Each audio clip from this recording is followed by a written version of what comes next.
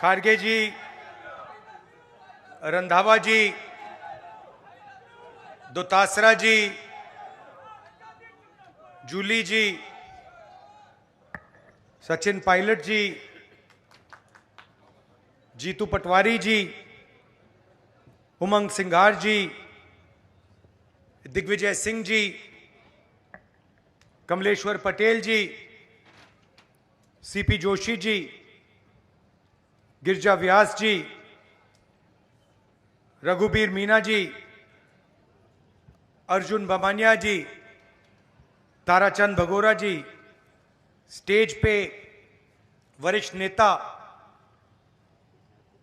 हमारे कार्यकर्ता भाइयों और बहनों, प्रेस के हमारे मित्रों, आप सबका यहां बहुत बहुत स्वागत, नमस्कार। थोड़ा प्रोग्राम लेट चल रहा है, आपको यहां थोड़ा ठहरना पड़ा, इसके लिए मैं आपसे माफी मांगता हूं। एक साल पहले कन्याकुमारी से कश्मीर तक हम भारत जोड़ो यात्रा पे चले। राजस्थान से निकले, 4000 किलोमीटर समुद्र से हिमालय तक चले और रास्ते में हजारों लोगों से मेरी डायरेक्ट बातचीत हुई। युवाओं से, बुजुर्गों से, किसानों से,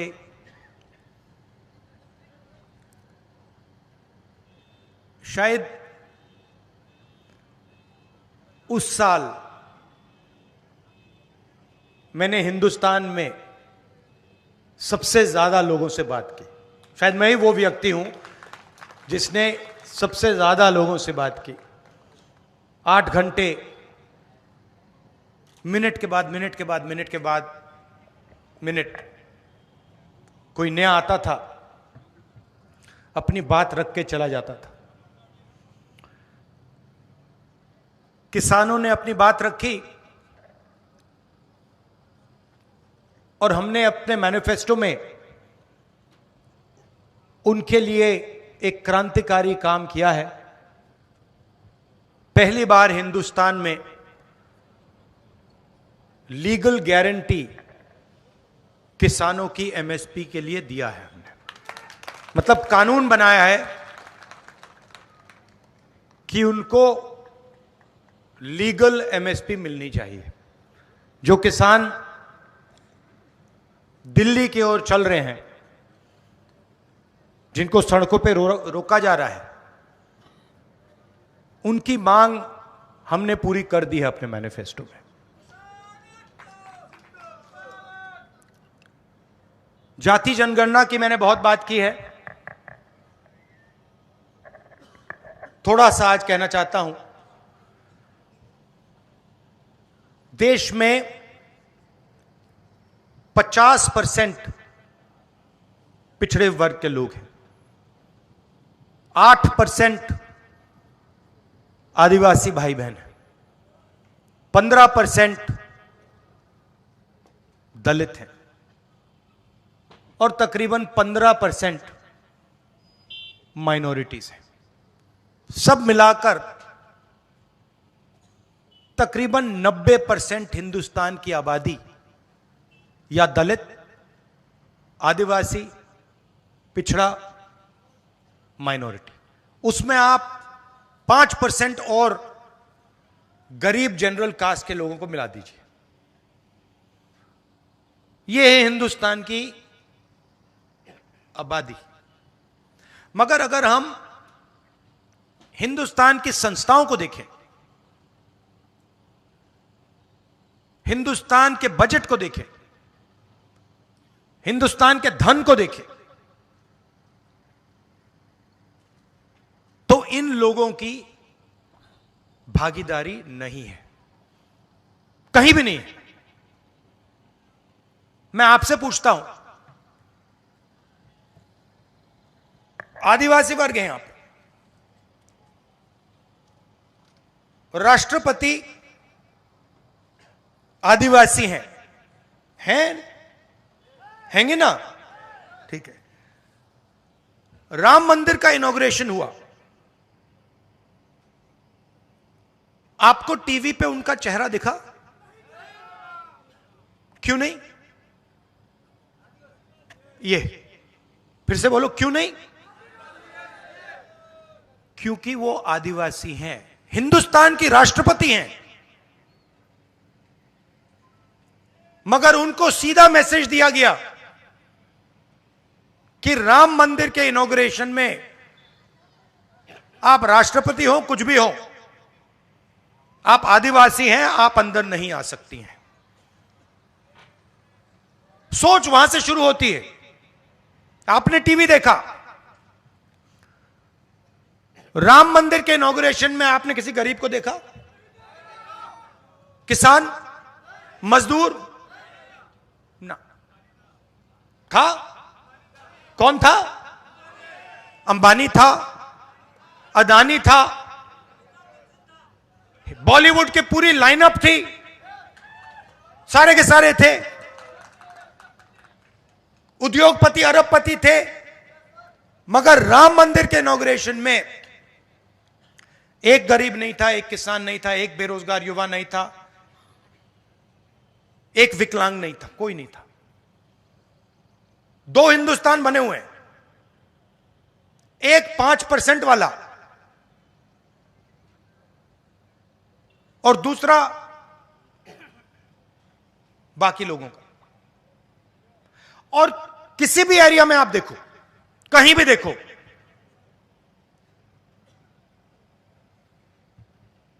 आपको पिछड़े, दलित, आदिवासी नहीं दिखने वाले। हिंदुस्तान की सबसे बड़ी 200 कंपनियों की लिस्ट निकालो, उनके मालिकों के नाम पढ़ो, एक आदिवासी नहीं मिलेगा आपको। मैंने चेक किया है, मैंने लिस्ट निकाली है सबकी, इनकी सीनियर मैनेजमेंट की लिस्ट निकाली है। अदानी जी आपकी जमीन लेते हैं,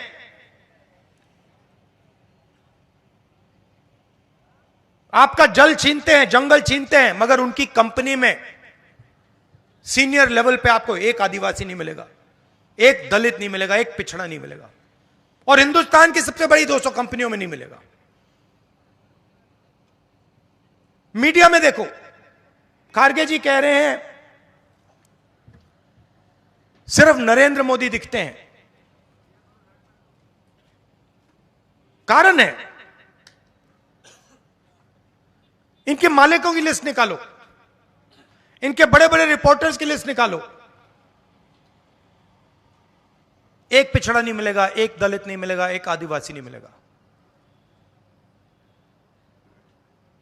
90% हो आप हिंदुस्तान के, 90%। उसमें गरीब जनरल कास्ट भी जोड़ दो, 5% और ले लो, और जोड़ दो। मीडिया में आपका कोई नहीं, बड़ी कंपनियों में आपका कोई नहीं।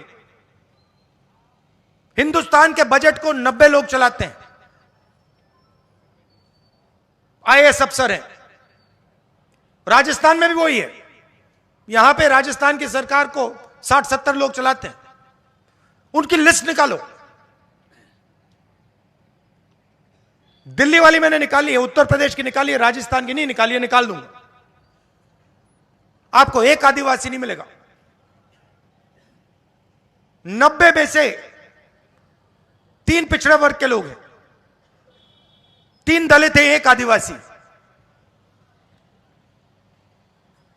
अगर हिंदुस्तान की सरकार 100 रुपए खर्च करती है बजट में, तो आदिवासी अफसर जिनकी आबादी 8% है, वो 100 रुपए में से 10 पैसे का निर्णय लेता है। तो आपकी भागीदारी कहीं है ही नहीं। तो फिर मैंने अपने आप से सवाल पूछा, भाई ये कंपनियों में नहीं है,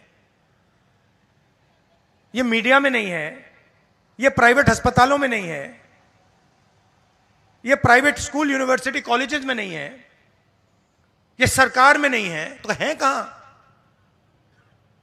फिर मैंने मनरेगा की लिस्ट निकाली, उसमें आदिवासी, पिछड़े, दलित सब भरे हुए हैं। कॉन्ट्रैक्ट लेबर की लिस्ट निकाली, मजदूरों की लिस्ट निकाली, उसमें भरे हुए हैं। 90% का काम हिंदुस्तान में मजदूरी करने का है, 5% का काम देश की हर संस्था को कंट्रोल करने का है। कहीं भी देख लीजिए आप, तो ये हिंदुस्तान की प्रगति का सबसे बड़ा सवाल है। प्रगति करनी है तो एक ऐतिहासिक काम करना होगा। जैसे जब तो चोट लगती है, डॉक्टर आपसे कहता है एक्सरे करो, कहता है ना, कहता है, वैसे ही मैं कह रहा हूं, हिंदुस्तान के गरीबों को चोट लग रही है, दलितों को, आदिवासियों को, पिछड़ों को, गरीब जनरल कास्ट को चोट लग रही है, एक्सरे करा दो। और मैं तो कह रहा हूं एक्सरे के बाद मैं एमआरआई भी कराऊंगा। कितना पैसा किसके हाथों में है, कौन सी संस्था किसके कंट्रोल में है, मीडिया में कितने लोग आदिवासी, दलित, पिछड़े, बड़ी बड़ी कंपनियों में कितने आदिवासी, दलित, पिछड़े, प्राइवेट स्कूल, कॉलेज, ये सारा का सारा निकाल दूंगा मैं। और फिर आपको अपनी सच्ची शक्ति समझ आएगी। आज आपको बात नहीं समझ आ रही, आप सोच रहे हो कि आप में शक्ति नहीं है। 10 में से 9 लोग आप हो,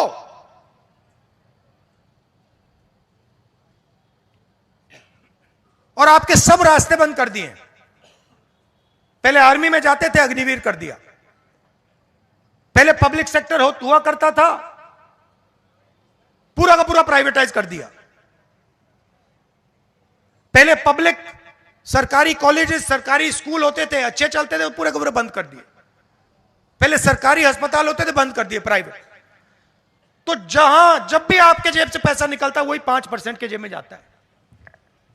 पेट्रोल का पैसा भरते हो, 5% के जेब में जाता है। सड़क पे टोल देते हो, 5% के जेब में जाता है। फल खरीदते हो, 5% के जेब में जाता है। आप जितनी जीएसटी देते हो, उतनी अदानी देता है। आप टी शर्ट खरीदो, 200 रुपए की टी शर्ट खरीदो, 300 रुपए की टी शर्ट खरीदो, वो खरीदे, जितनी आप देते हो उतनी वो देता है। आप मजदूरी करते हो, वो प्राइवेट हवाई जहाज में उड़ता है, टैक्स एक जितना। तो जाति जनगणना से ये सब साफ हो जाएगा, देश को पता लग जाएगा, 90% को समझ आ जाएगी बात, भैया कैसे हमें इस देश में ठगा जा रहा है।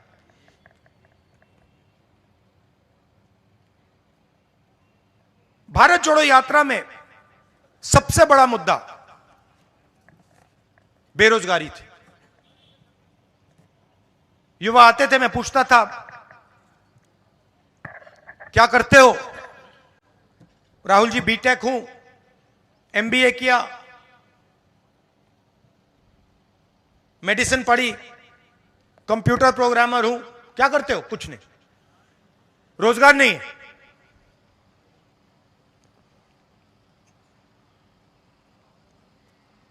दिल्ली रेलवे स्टेशन में एक युवा कुली का काम कर रहा था, मेरे पास आता है, राहुल जी मैं तो इंजीनियर हूं, सिविल इंजीनियरिंग की है मैंने, 5-10 लाख रुपए मैंने प्राइवेट इंस्टीट्यूशन को दिए, अब मैं कुली का काम कर रहा हूं। नरेंद्र मोदी जी कहते हैं पकोड़े बेचो, और सबसे जरूरी मुद्दा है देश का, देश के सामने। तो आज मैं आपको यह बताना चाहता हूं कि हिंदुस्तान के युवाओं के लिए, आदिवासी युवाओं के लिए, पिछड़े वर्ग, दलित, गरीब, जनरल कास्ट के युवाओं के लिए कांग्रेस पार्टी क्या करने जा रही है। सबसे पहला कदम हमने गिनती की है, हिंदुस्तान में 30 लाख सरकारी वैकेंसीज हैं। 30 लाख। मोदी जी इनको भरवाते नहीं है, बीजेपी इनको भरती नहीं है। सरकार में आने के एकदम बाद हमारा पहला काम होगा कि 90% को 30 लाख सरकारी नौकरियां हम दे देंगे।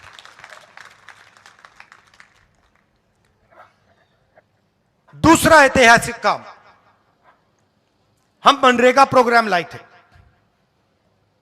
रोजगार का अधिकार। लाखों लोगों को फायदा हुआ, अधिकार दिया हमने। वैसे ही हम हिंदुस्तान के युवाओं को, सब युवाओं को अप्रेंटिसशिप का अधिकार देने जा रहे हैं। और यह अधिकार हर ग्रेजुएट, हर डिप्लोमा होल्डर को मिलेगा। अधिकार क्या है कि कॉलेज, यूनिवर्सिटी, डिप्लोमा के एकदम बाद 1 साल के लिए हर ग्रेजुएट को प्राइवेट कंपनी में, सरकारी ऑफिस में 1 साल की अप्रेंटिसशिप दी जाएगी और 1 लाख रुपए उसे 1 साल में दिया जाएगा। और यह हर ग्रेजुएट के लिए किया जा रहा है। ये जो लाखों लोग कह रहे हैं कि हम बेरोजगार हैं, कॉलेज के एकदम बाद अगले दिन इनको अप्रेंटिसशिप मिल जाएगी और यह अधिकार होगा। यह ऐसे नहीं होगा कि भैया हमें देना है तो देंगे, नहीं देना तो नहीं देंगे। यह मनरेगा जैसा अधिकार होगा, कानूनी अधिकार अप्रेंटिसशिप का आपको दे रहे हैं। इससे देश में करोड़ों युवाओं को फायदा होगा, ट्रेनिंग मिलेगी और पहला साल का, एक प्रकार से पहले साल का रोजगार मिलेगा। भारत जोड़ो यात्रा में बहुत सारे युवा आए, कहते हैं राहुल जी हमने एग्जाम की तैयारी की, हम गरीब हैं, 3-4 महीने हमने मतलब रात दिन कर दिए, एक कर दिए। एग्जाम के दिन पता लगता है 5% वालों के टेलीफोन पे पेपर लीक। हम ईमानदारी से काम करते हैं और जिनके पास धन है पेपर चुरा लेते हैं और फिर उसके बाद हमें कहा जाता है कि देखिए पेपर लीक हो गया तो आपको अब नौकरी नहीं मिलेगी। पुलिस की भर्ती में होता है, पटवारी, सब भर्तियों में होता है। तो हम एक नया कानून लाएंगे, पेपर लीक के खिलाफ एक कानून, जिसमें हम एग्जाम दिलवाने का तरीका स्टैंडर्डाइज कर देंगे कि एग्जाम होगा तो ये जो आउटसोर्सिंग होती है, प्राइवेट कंपनियों को पकड़ा दिया जाता है, ये आउटसोर्सिंग नहीं होगी। एग्जाम सरकारी संस्था करेगी और इस प्रकार से करेगी। और अगर इस प्रकार से नहीं किया और अगर पेपर लीक हो गया तो फिर कानूनी कार्रवाई ऐसी होगी कि दूसरी बार नहीं होने वाला है। चौथी चीज, युवाओं के लिए बहुत सारे युवा उबर, ओला डिलीवरी का काम करते हैं,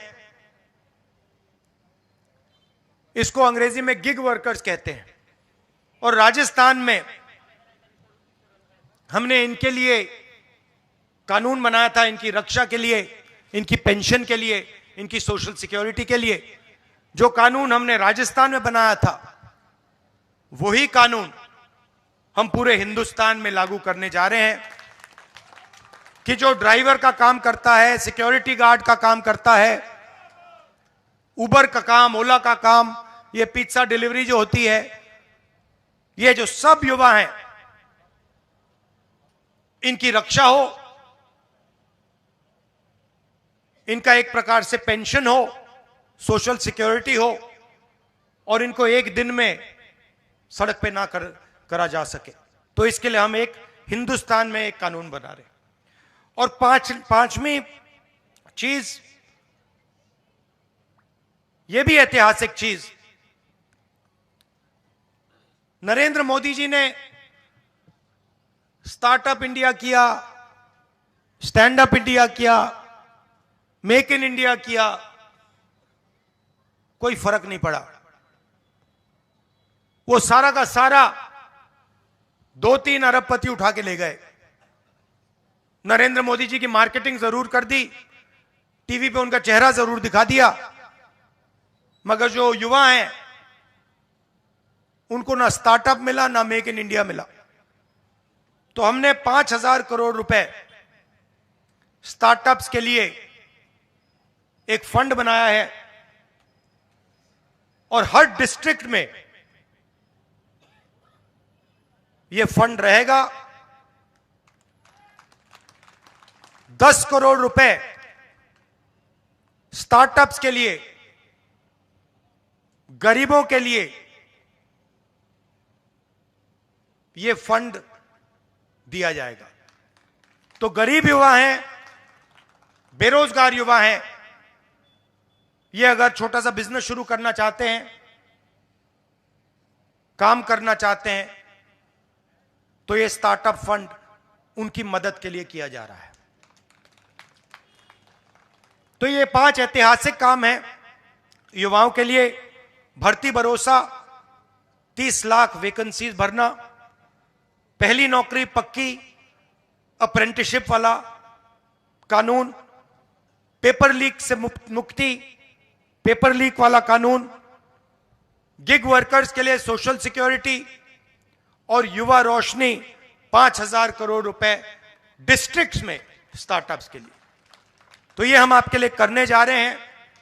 अंत में आपसे कहना चाहता हूं कि आपकी आदिवासियों की जल, जंगल और जमीन की लड़ाई हमारी लड़ाई है। आपके साथ हम खड़े हैं। हम पैसा कानून लाए, जमीन अधिकरण कानून लाए, और जो भी हम आपके लिए कर सकेंगे, शिक्षा के लिए, स्वास्थ्य के लिए, जल, जमीन, जंगल के लिए, हम आपके लिए करेंगे, दिल से करेंगे। बहुत बहुत धन्यवाद। जय हिंद।